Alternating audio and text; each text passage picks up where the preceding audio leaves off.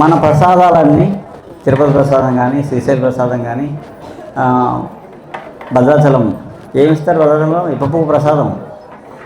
భద్రాచలం అంటే లడ్డూలు అన్ని చోట్ల వచ్చాయి, కానీ అసలు ప్రసాదం అంటే భద్రాచలంలో వెప్ప పువ్వుని పటిబలని ఇస్తారు ఆ ప్రసాదం. అలా రకరకాల ప్రసాదాలు మనకి. అన్ని ప్రసాదాలు ఔషధాలు. ఇవన్నీ ఆలయంలో ఇచ్చేవన్నీ ఆరోగ్యాన్ని బాగు చేసేవి.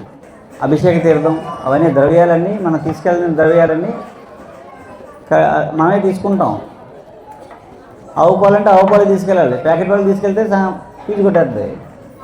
అది అక్కడ కూడా కల్తీ చేసేసాం మనం, దాన్ని కూడా కల్తీ చేసేసాం. ఆవు పాలు లేకపోతే నీళ్ళు వస్తే పోయేదే ఉంది. ఆవు పాలు పెట్టుకెళ్ళాలి, ప్యాకెట్ పాలు పెట్టుకెళ్ళని ఎవరు చెప్పాడు? లేవు. నీళ్ళు వేస్తే శివుడికి జలం అభిషేకం చేసి సరిపోద్ది. మనం ఏదో పట్టుకెళ్ళి ప్యాకెట్ పాలు దాని ఆవు బొమ్మ ఉంటే చాలు, ఆవు పాలే మనకి. అలా ఏంటంటే ప్రసాదాలన్నీ చాలా ఔషధాలు అన్నమాట. ఇన్ని ప్రసాదం. అలాగే పండుగలో చేసే పిండి వంట కూడా మనకు ఔషధాలే. వంటలన్నీ ఔషధాలే. వంటే వైద్యం. మీరు ఏం చేస్తారు? పొద్దునుంచి ఏం తినకుండా, కొంతమంది ఇంకా భక్తులైతే పచ్చి మంచినీళ్ళు ముట్టుకోకుండా వ్రతం అయ్యే వరకు కూర్చుంటారు. అవునండి? కూర్చున్న తర్వాత వెంటనే మీకు తీర్థం ప్రసాదం తీసుకున్నాక ఏం తింటారు, అంతేనండి? ఆకలి ఎక్కడ మధ్యలో తినేస్తామా? తినాం కదా. అప్పుడు వెంటనే తింటాం కదా. అంతసేపు ఉపవాసం ఉండి ఆ ప్రసాదం తింటాం కదా, అది వెంటనే ఎనర్జీ వచ్చేస్తుందన్నమాట, నీరసం రాకుండా చేస్తుంది. అలాగే అంతసేపు ఉపవాసం తీసుకుంటాం కదా, ఇది లోపలికి వెళ్ళి మందుగా పనిచేస్తున్నాం. అది ప్రసాదం. రోజు ప్రసాదం తీసుకుంటే ఒళ్ళులు రావు, ఒబెసిటీలు ఏముండవు. రోజు ప్రసాదం తింటే అలా ఇంట్లో చేసి తినచ్చు. ప్రివెంటివ్ హెల్త్, జబ్బులు రాకుండా చేసేది మన ప్రాచీన వంటలే. అవన్నీ మనం అలాగే చేయాలి. అది ఏం చెప్పారు ఫార్ములా అలాగే చేయాలి.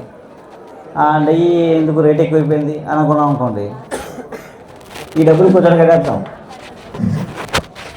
వంట చేసేటప్పుడు ఈ రేట్ ఎక్కువ తక్కువ వండేద్దాం అని షార్ట్ కట్లో వండేద్దాం, చీప్గా చేసేద్దాం అనుకున్నాం అనుకోండి, ఈ గుడ్డు లెక్కలన్నీ ఏమో తెలుసండి, ఇవన్నీ వడ్డీ, చక్ర వడ్డీ, బారు వడ్డీతో కలిపి కార్పొరేట్ హాస్పిటల్ కట్టేస్తామండి. అలా చేసి తింటాం కదా, పడుకుంటాం. ఇప్పుడు తీసుకెళ్ళి ఇవన్నీ కలిపి అక్కడలాగే మనం తినే దగ్గర లెక్క వేయకూడదండి. మనం ఏం చేస్తామంటే ఓ చీర కొనాలంటే లెక్క వేయం, బంగారం కొనాలంటే లెక్క వేయం, సినిమాకి వెళ్ళాలంటే లెక్క వేయం. ఏంటి అదే ఓ తోటకూర కొనాలనుకోండి, పక్కన మాల్ ఉంటుంది, రిలయన్స్ ఫ్రెష్ ఏదో ఉంటుంది, ఆ ముందే ఒక ముసలమ్మ తోటకూర కట్టలు కట్టి అమ్ముతూ ఉంటుంది. మనం లోపలికి వెళ్తాం, అక్కడ కొన్నాం అనుకోండి, ఆడు రేట్ వేస్తాడు విత్ ట్యాక్స్ అని. అక్కడ అంతే నవరాత్రులలో మూసుకుని కొంటాం.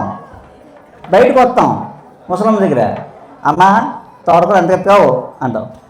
10 రూపాయలకి 5 కట్టలు ఇస్తాను బాబు అంటే, 10 అంటావు. అమ్మ రాదు బామ్మ, కాకపోతే ఇంకో కట్ట ఇష్టం ఇస్తానంటే. మనం ఏం చేస్తాం? కొంచెం మనం యాక్టింగ్ చేస్తాం. మన అందరం యాక్టర్లమే. ఏం చేస్తామంటే ముందుకు వెళ్ళి అక్కర్లేదు వెళ్ళిపోతాం. అంటే ఏంటి? ఖచ్చితంగా పిలుస్తుంది, ఇంకో కట్ట ఇష్టం అవుతుంది అని 1 లెక్క మంది. ఆవిడకండి ఏదో అమ్మేసుకెళ్ళిపోతే మన పని అయిపోద్ది, ఇంకా తోటకు నీళ్ళు వేసుకోవాలి, తోట పడైపోద్ది అని అనుకుని ఆవిడ బాధలు ఆవిడ ఉంటుంది, లేదా వంట చేసుకోవాలి అని ఆవిడ కంగారు ఆవిడ ఉంటుంది. రైతు కదా, జాలికి ఉండే. అలాగే పిల్లల్ని తీసుకెళ్ళామనుకోండి కురుకురు షాప్కి, ఒకడు లేస్ అంటాడు, ఒకడు కురుకురు అంటాడు. లేస్లో మళ్ళీ నాకు టమోటా లేస్ అంటాడు, కొంచెం చిల్లీ లేస్ అంటాడు, గ్రీన్, ఎల్లో, బ్లూ. వాళ్ళకి ఇంకా ఈజీగా ఉండడానికి green lays, blue lays, yellow lays అంటాడు. అలా అడిగి తింటారు, అంతేనండి? అవన్నీ ఎడిక్షన్స్ అయ్యి మనం అందరూ ఎడిక్ట్ అయిపోతాం అన్నమాట. ఆ టేస్ట్కి ఎడిక్ట్ అయిపోయి అవే తాగుతాం మనం. సో ఎంతమంది ఎడిక్ట్ అయ్యారు? అలా ఎడిక్ట్ అవ్వడానికి, మనం ముందు అట్రాక్ట్ అవ్వడానికి ఏదో మంచి పెద్ద హీరోలతో యాడ్లు ఇస్తారు. చక్కగా మనం అయితే ఒకసారి తాగుతాం, నచ్చుద్ది, ఎడిక్ట్ అవుతాం. ఎంతమంది ఎడిక్ట్ అయ్యారు, ఎన్ని ప్యాకెట్లు సేల్ అవుతాయని లెక్క వచ్చేది వాళ్ళకి. ఆ లెక్క ప్రకారం తయారు చేస్తారు. ఎలా చేస్తారు? యాడ్కి ఎంత ఖర్చు అయ్యింది, మెటీరియల్కి ఎంత ఖర్చు అయ్యింది, మ్యానుఫ్యాక్చరింగ్ ఎంత ఖర్చు అయింది, ఈ ఇన్ఫ్రా ఎస్టాబ్లిష్ చేయడానికి ఎంత ఖర్చు అయింది, అన్ని ఖర్చులు వేసి మళ్ళీ మిస్లీనియస్ అని, ఓవర్ హెడ్స్ అని ఆ ఖర్చులు వేసి, ట్యాక్సులు వేసి అప్పుడు ప్రాఫిట్ వేసుకుంటారు. అన్నీ వేసుకుని ఒక లెక్క ఉంటుంది, దాన్ని వేసుకుంటారు, క్యాష్ వేసుకుంటారు, అయిపోతుంది, సినిమా అయిపోతుంది. ఇక్కడ రైతు ఏం చేస్తాడంటే దున్నినప్పుడు దున్నిన ఖర్చు వేయడు, విత్తనం ఖర్చు వేసుకోరు, ఎరువు ఖర్చు వేసుకోడు, ఏ ఖర్చులు రాసుకో, పద్దులు ఏమి ఉండవు. ఎంతమంది కూలీలు పెట్టాను అవి ఏముండవు. రఫ్గా ఉంటే ఉంటుందేమో కానీ ఒక అకౌంటెంట్ని పెట్టుకుని రైతు చేసిన సందర్భాలు ఉంటాయా? ఉండవు. అలా లేకుండా పండించి, రైతుకి ఏంటంటే పండించాలి, పంట పండించడమే తన ధ్యేయం. పంట పండించిన అతని లక్ష్యం అంతే. పండించాలి, రోజు పొద్దున్న పొలానికి వెళ్ళాలి అంతే. వచ్చాక ఏదో రేటు అంతే అమ్మేసుకోవడం. అలా లెక్క వేయరు కాబట్టి ఆ గిట్టుబాటులోకి పడేస్తారు. అదే ఇందాక చెప్పాను కదా, చదువుకున్న వాళ్ళు వ్యవసాయం వైపు వస్తే ఈ సాఫ్ట్వేర్ ఇంజనీర్స్ అందరూ ఎలా లెక్కేస్తారు? అప్పుడు కార్పొరేట్లో లెక్క వేస్తారు. మనకి టమోటాలు పండించారు, ఇంత ఖర్చు అయ్యింది, గిట్టుబాటు ధర లేదు. అప్పుడు ఆల్టర్నేటివ్ ఏం చేయాలి? ఆ టమోటాలని చదువుకున్నాడు ఏం చేస్తారు తెలుసండి? శుభ్రంగా ఉప్పులు వేసి ఉడబెడతాడు, దాన్ని పచ్చల కంపెనీ అమ్మేయచ్చు. అప్పుడు నష్టపోతారా?